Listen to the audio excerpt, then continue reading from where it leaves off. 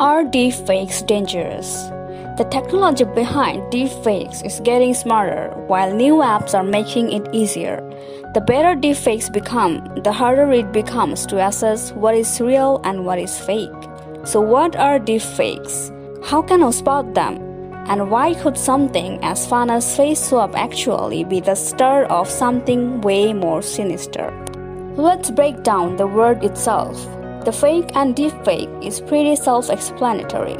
While deep refers to deep learning by a machine, which is a type of artificial intelligence, the whole process actually took a few days, but making deepfakes is getting easier as the technology improves.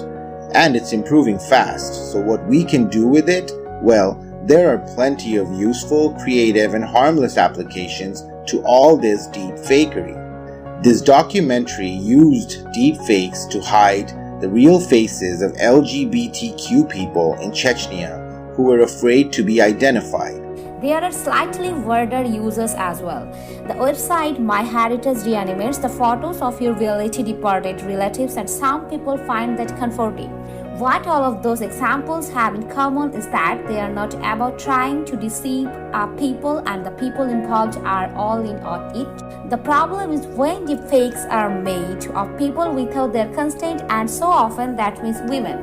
There are people out there using pictures of celebrities and ordinary women and deepfaking them onto pornographic actors. A study in Netherlands found that a staggering 96% of the deepfakes online were non-consensual porn. And it goes beyond the world of porn. A mother in Pennsylvania has been accused of trying to discredit 3 of her daughter's rivals on a cheerleading squad, where police said she made deepfakes of them naked, drinking, and smoking. Financial scammers are using deepfake technology too. In 2019, criminals used AI software to impersonate the voice of a businessman's boss on the phone. They convinced him to transfer more than $240,000 to a bogus Hungarian bank account. So the dangers of deepfakes are already real, and they're adding to a whole world of misinformation.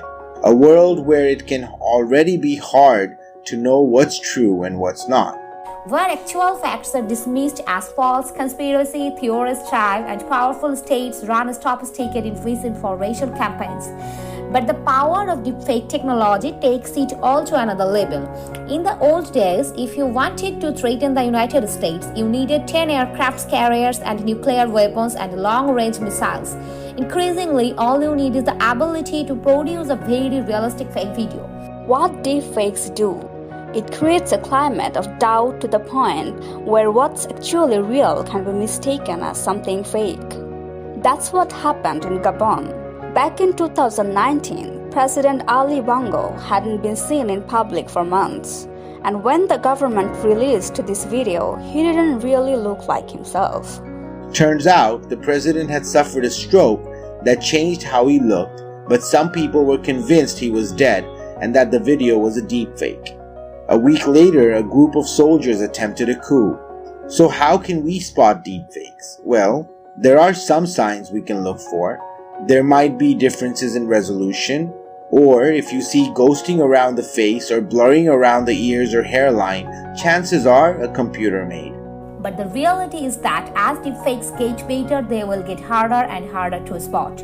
Researchers at universities and companies like Microsoft and Facebook are working on automated software to find and flag them. Organizations like United Nations, Europol, and FBI are all actively looking into how to counter deepfakes as a threat. There is nothing inherently bad about the technology, but we know the harm it can do. So what we can do is be more aware. Don't be fooled by the rocks that we got or the face that we got either.